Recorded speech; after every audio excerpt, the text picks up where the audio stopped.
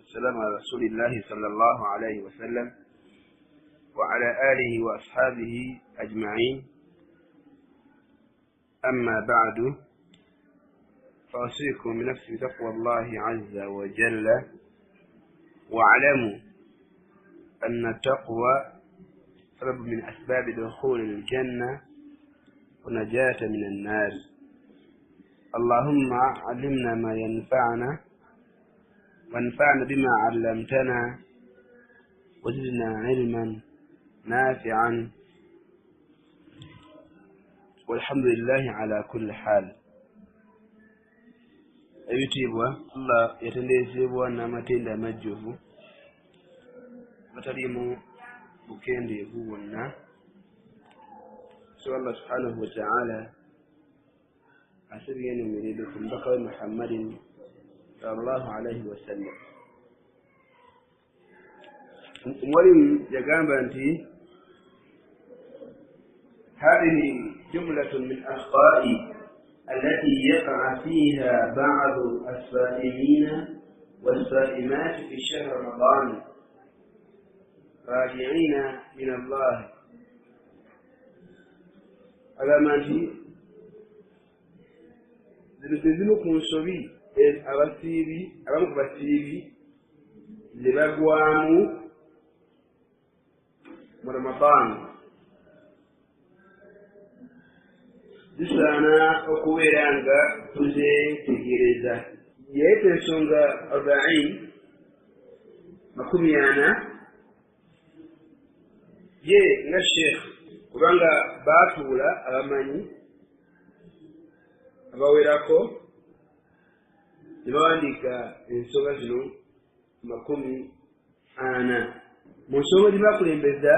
egwiwamu muffe abasiibi من الأخطاء أرامو منصبي الكريبوا أبسيري استقبال بعض المسلمين لهذا الشهر الكريم بالمبالغة في شرائع الأطعام والمشروبات. تقوليانغا أرسل استقبال بعض المسلمين بوركلا أمام السلام لهذا الشهر الكريم بمويز ورمضان بالمبالغة في شرائع المطعم وماذا والمشروبات. يبقى أولا نوكتيك ebyokulya n'ebyokunywa nga biyitirivu. Bijja omuntu bw'aba agenda kusiiba n'ateekawo ebyokulya nga tagenda kola atya kuyimalawo mu ddaaku n'ebyokunywa nga byonna n'agula mpeza aguze chapati n'agula kyekirala n'agula omuceere omufumbe n'agula nga byonna byakuŋŋaanyizza ebyokulya n'ebyokunywa kirakwaki mutasafaki kuyimalawo n'abiryako batya ebiboneka. Osobola nti asika ate abaana nala benyini bakuliza okuba nkola otya okubiza okukola bajje basiira mpolampola. Esagamba nti eyo nsobi okuteekateeka kubanga bani kugyolekera n'oteeka kuddako oba ohaddeyo ki ekulya nga bingi nga tolimwawo malyakwaki bimalawo. Agundi okuteekawo nsobi okujjako ng'okasa nti byoteeseteese byonna okola ki lwakubeera nga obirya. Era yagamba mu mbeera eyo بلا بد من إسداد الطعام والإقصاد ومشاركة الفقراء والمساكين نابانغا إمبيريو تا البدنجا بنبيوكليا أبي شاركة أجركوا ومن وجهي نابيتابو أبابو نابتي ريبيو نابتو ماو يسوع كبير بمراو هذا خطأ نعنيزا قبيل كابان جكوينا كمارا شنو كوتيا وقبيل أبيتابو تيجي لك واجي سويكم من أخطاء منصوبية الكلمة والسيري تعجيل السحور تعجيل السحور أوكي أوكيدا داو مكيدا داو خرجا مكيدا وهو ما يقع من بعض الصائمين وهذا فيه تفريط أجر كثير لأن السنة في ذلك أن يؤخر المسلم السحور. أجل مشرق الوسيل في ولاية تعجيل السحور بكيرة يرجع أبان يا ونبى كهنا واو سيزوجا مش دابا تبرايا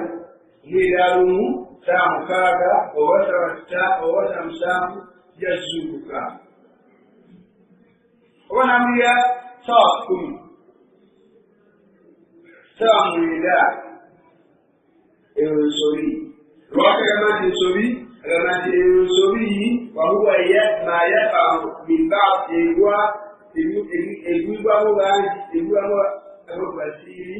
وهذا فيه عيكة نيشو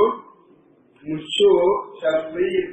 أجر كثير والوقف في زيفيرة النيجي لأن السنة بان يقول السنة في ذلك مبينه أن يؤثر المسلم المستقبل الأخراجية عكيرية ويدعو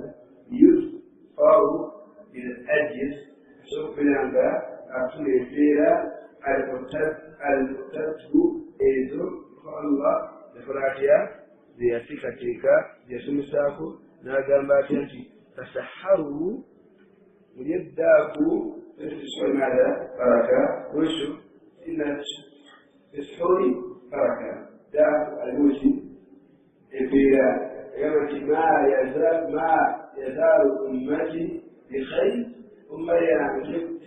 بجنودي ما أخشوا بمانجا بكي يدعوا وتعجلوا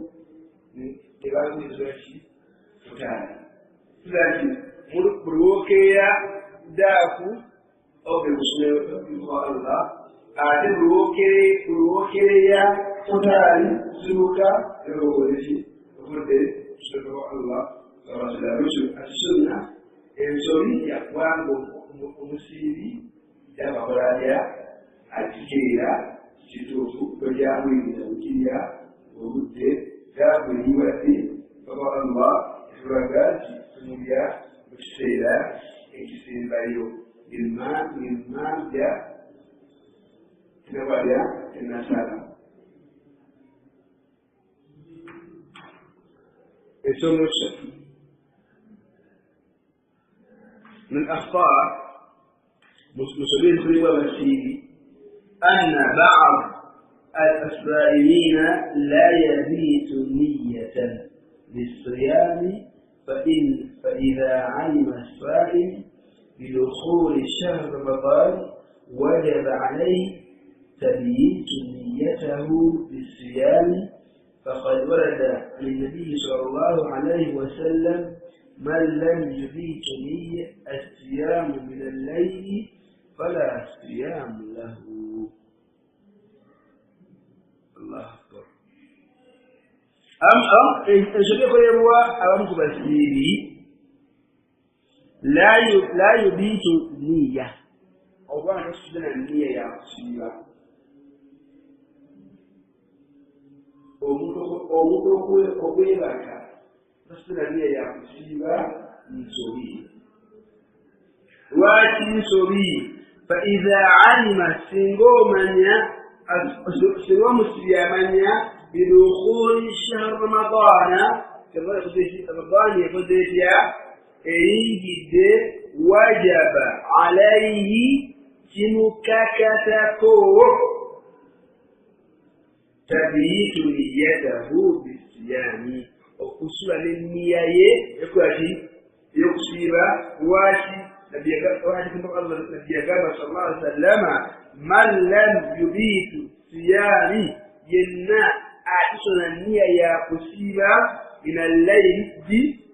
إشرو فلا يصوم فلا صيام له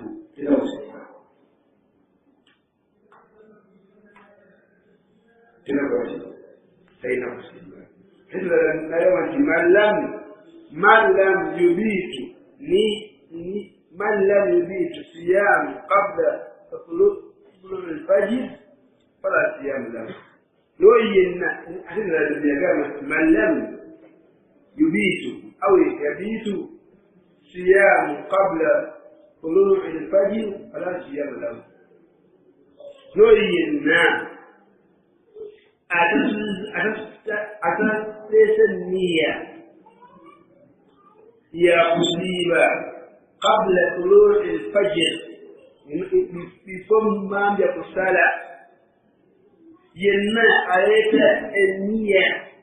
ينا النية بفم ما يقصال لأن فلا شيء تسيبا النية سكون النية بديا يا مصيبة يفوزوا بعد العذاب إن شاء الله تعالى. وعلى الأكل المشي سونجيو من ذلك البعض يتلفظوا بالنية على منه النية بجا كلا وهذا خطأ ليرسل قولها قبل النبات نويت صوم غدا عن أداء في رمضان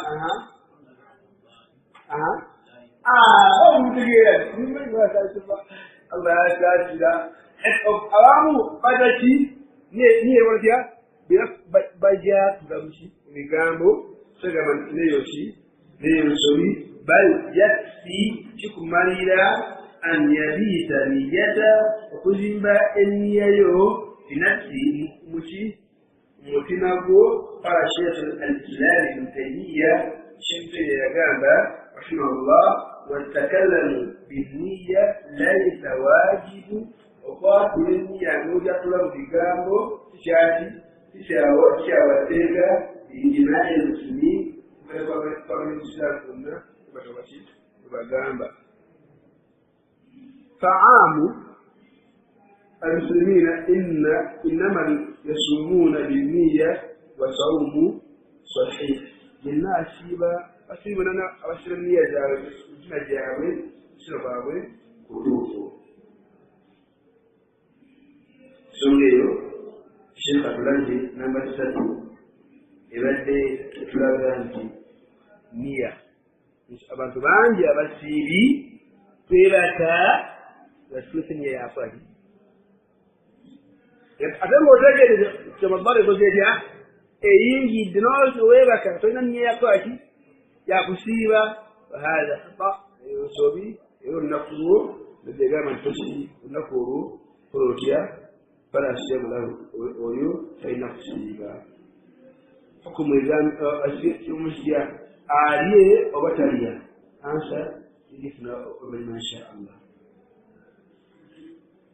من أخطاء نموسوري إذكروا أباسيري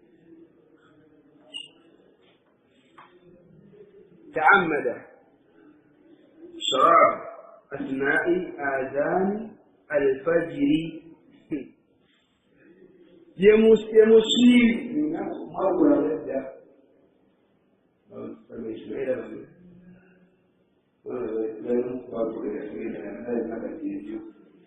nga okulya okunywa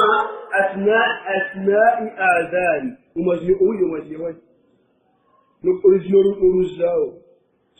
tuye tugulero balinyuma iyo akolanye ayaziwaje Allahu akbar Allahu akbar wadi umazile azina nani sokun kayo sio mgayo ni أثناء الآذان الفجر وجه في جماعة أيازين والجماعة أيازين الكمدة وهذا بفعله قد أفسد صومه خاصة يشمل شون الوقت له أبا زاجا أبا أشكوزي شماليه إذا كان المؤذن دقيقة في singo mwazini abayazina yazim bisabyaki byasora yenyini nogarawo oluzibano nwefula akawde mwazini nolya nonywa unakugoboleshi obololonye mbasiku eshera yamukyalomule kyaliyobulijana kyali walinagulu wena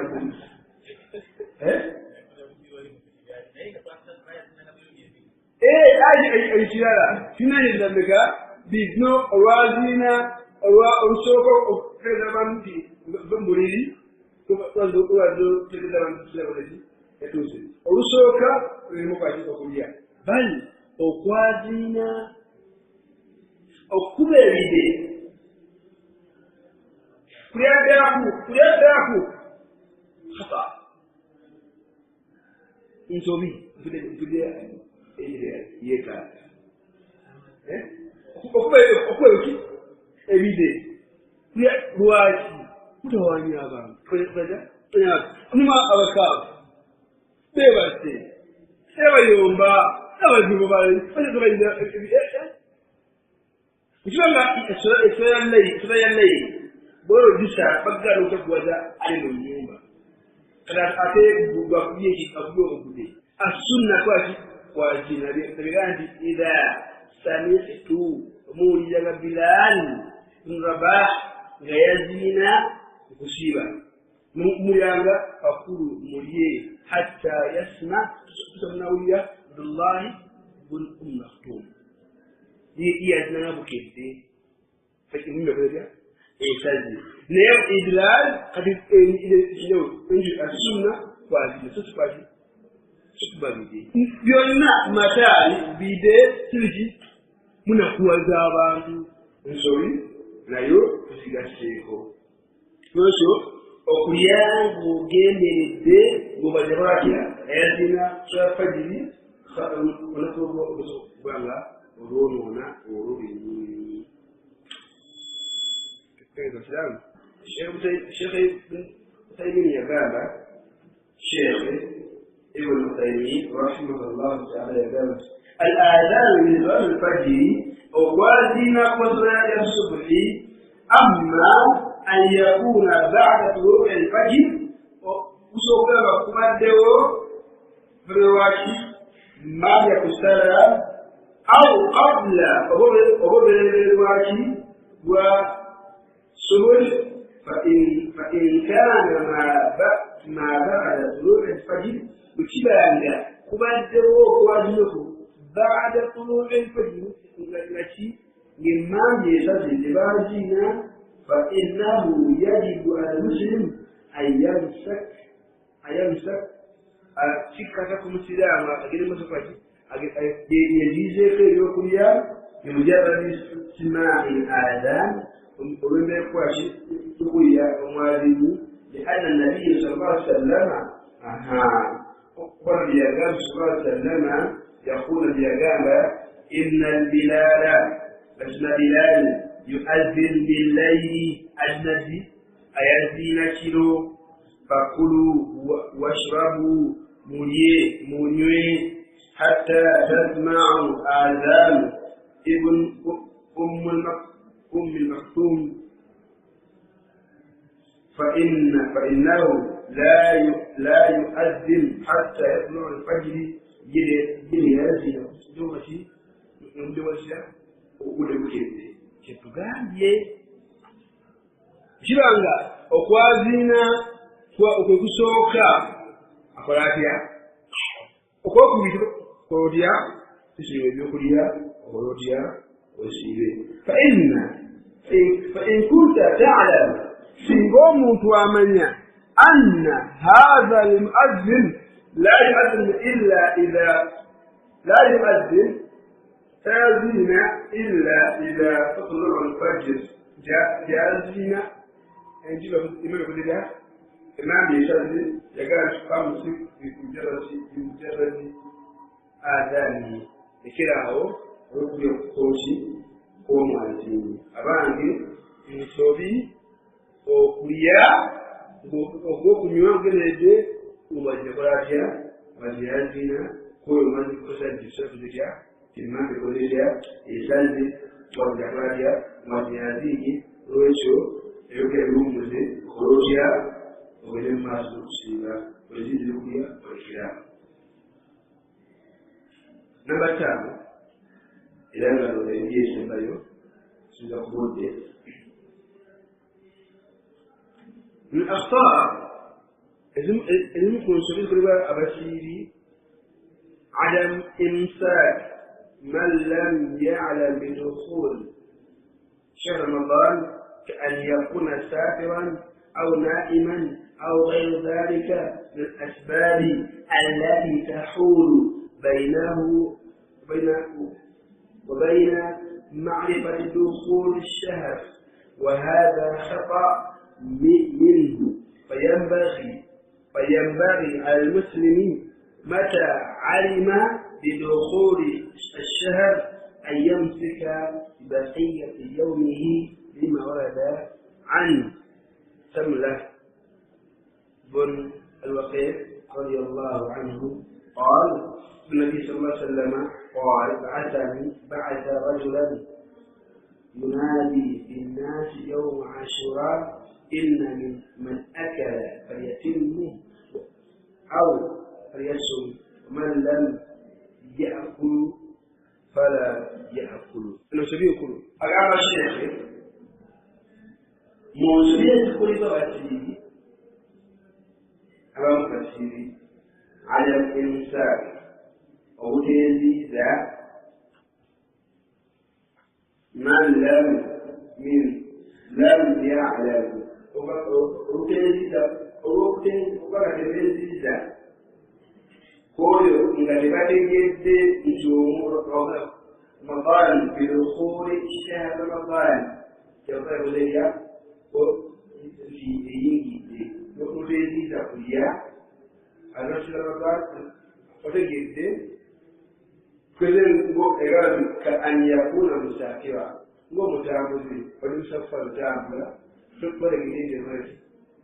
كيف يكون في رمضان يتعامل شيء فتجد نعم يقول لي ودام ونموجودام مسافرين أو نائما وأنولا ودول نفسه نقدر نجلس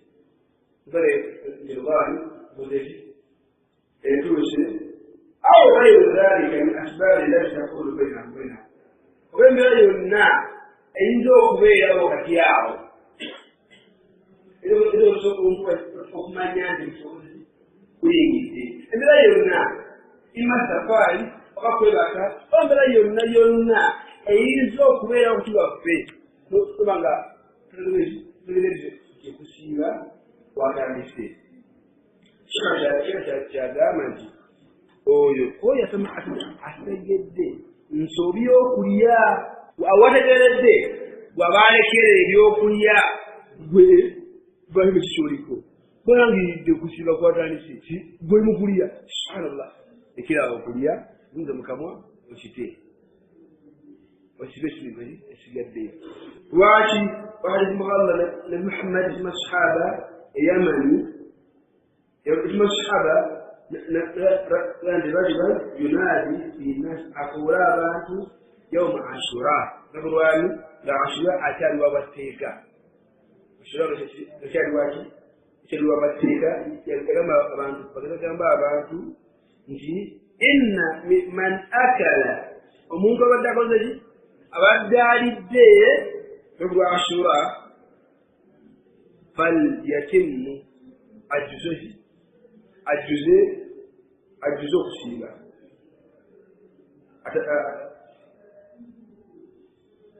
aw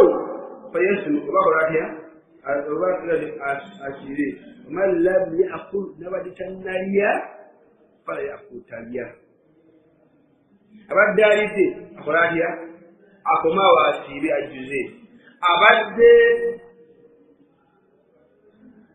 tannalya akola atya talya nitegeeza ki nti ali amazo atannaba kulya talya alidde kikola atya akomaawo akolaki ajuze okusiiba ebintu bingi mu nsonga ezo zirimu ebibuuzo bingi nga era byagambye ti ebintu bino byennyini bisoyiri zirimu ebibuuzo bingi n'okugala okutangaala